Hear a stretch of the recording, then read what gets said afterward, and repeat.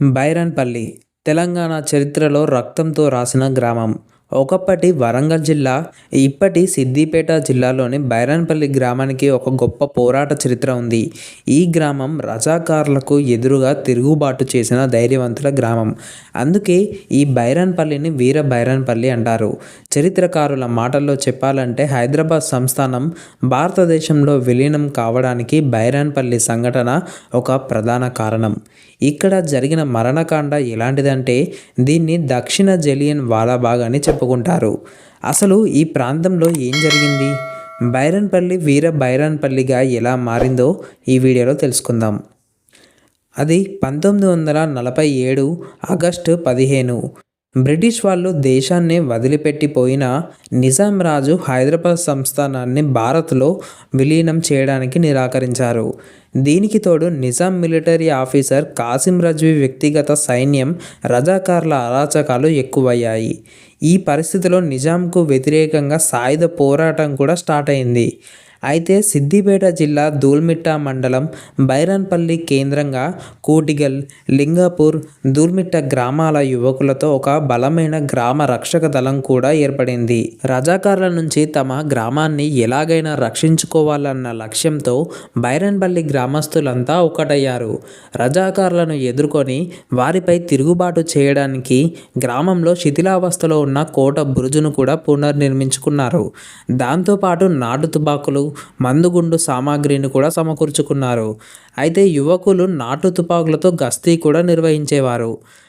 1948లో ఒకరోజు రజాకార్లు బైరన్పల్లికి సమీపంలో ఉన్న దూలిమిట్ట, లింగాపూర్ గ్రామాలను దోచుకొని ఆ సొత్తుతో బైరన్పల్లి మీదుగా తిరుగు ప్రయాణం అయ్యారు. దీనిని గమనించిన దూబూరి రామరెడ్డి, ముకుందారెడ్డి, మురళీధర్రావు రక్షణ గెరిల్లా దళాలతో దాడి చేసి వారు దోచుకున్న సొమ్మును తిరిగి ప్రజలకు అప్పజెప్పారు.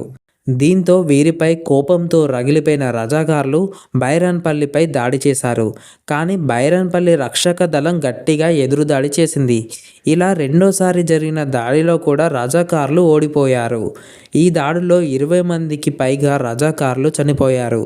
దీంతో అప్పటి భువనగిరి డిప్యూటీ కలెక్టర్ హాసిం బైరన్పల్లి గ్రామాన్ని తిరుగుబాటు గ్రామంగా ప్రకటించి ఏ రోజైనా ఈ గ్రామాన్ని నేలకూలుస్తామని చెప్పాడు. దీంతో అనుమానితులు ఎవరైనా కనిపిస్తే బైరన్పల్లి బురుజు పైన ఉన్న గ్రామ రక్షక దళ సభ్యులు నగారం మోగించేవారు.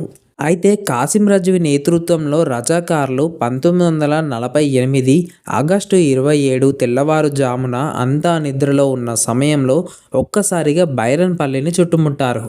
అయితే ఆ సమయంలో ఊరి పొలిమేరలో ఉన్న వడ్లె వెంకట నరసయ్య వారిని గమనించి కేకలు వేయడంతో వెంటనే బురుజు పైన ఉన్న కాపలాదారులు నగారా మోగించారు.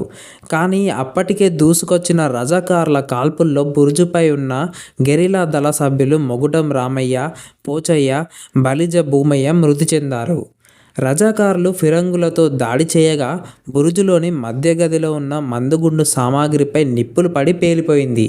తర్వాత రజాకార్లు బురుజుపై తలదాచుకున్న 40 మందిని కిరాతకంగా కాల్చి చంపారు.